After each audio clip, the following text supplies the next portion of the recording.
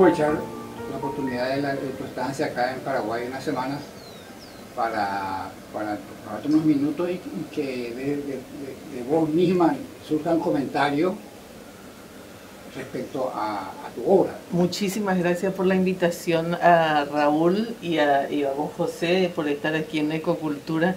La verdad que es una gran oportunidad para hablar más de lo que fue la experiencia del libro y recordar, sobre todo a los fernandinos, la importancia de la historia, del rescate histórico.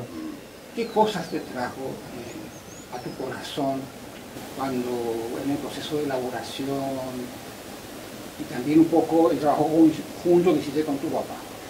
Bueno, la verdad que es una historia singular, porque yo fui concebida en Fernando y viví mis primeros 2 años en Fernando de la Mora, pero después nunca viví en Fernando, siempre me fui de visita a la casa de mi abuela María, que era María Bieber de Estragó, la que quedó viuda y quedó en el Cine Terraza, que recuerdan, la gente cuando recuerda el Cine Terraza dice, hay una hermosa mujer que estaba en la boletería del Cine Terraza, porque mi abuela estuvo en el mostrador primero de la panadería Estragó y después del cine 75 años, José, en esa casa.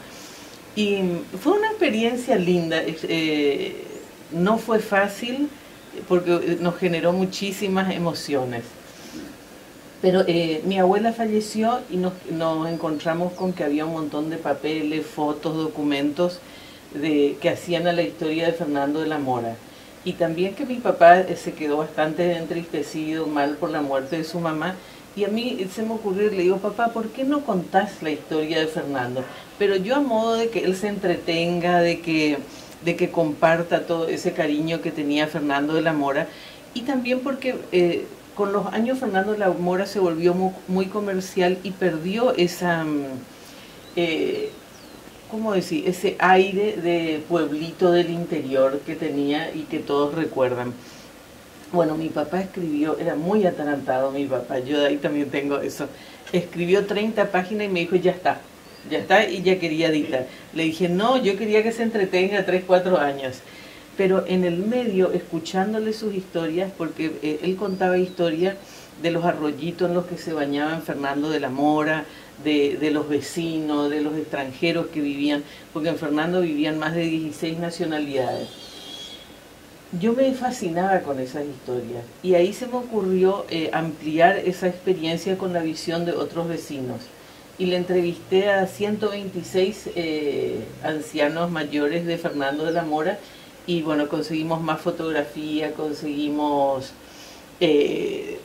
otros documentos importantes que hicieron a la historia de Fernando y estuvimos más o menos casi 3 años trabajando con papá en la historia de Fernando de la Mora. Y mis padres se habían divorciado y para nosotros también fue un reencuentro de hacer algo juntos, de tener un proyecto juntos. Y bueno, fue una experiencia muy profunda, muy linda haber hecho. Y cuando editamos el libro, mucha gente creía que Fernando de la Mora no tenía historia, no tenía así pasado, se sorprendieron. Y decidimos también, en vista de que veíamos que la gente no conocía casi de Fernando de la Mora, donar un libro en cada escuela de Fernando de la Mora. Y eso hicimos al año siguiente del lanzamiento, que fue en el 2011, justo coincidió con el Bicentenario. Y fue increíble ir a las escuelas.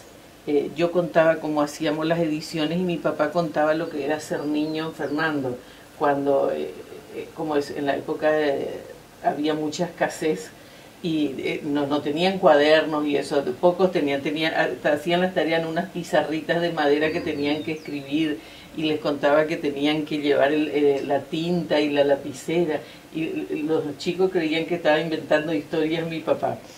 Y la verdad que fue muy rica esa experiencia de hablar con los chicos, con las maestras. Fue un trabajo de rescate de la memoria y de compartir, eso es muy importante. Qué bueno.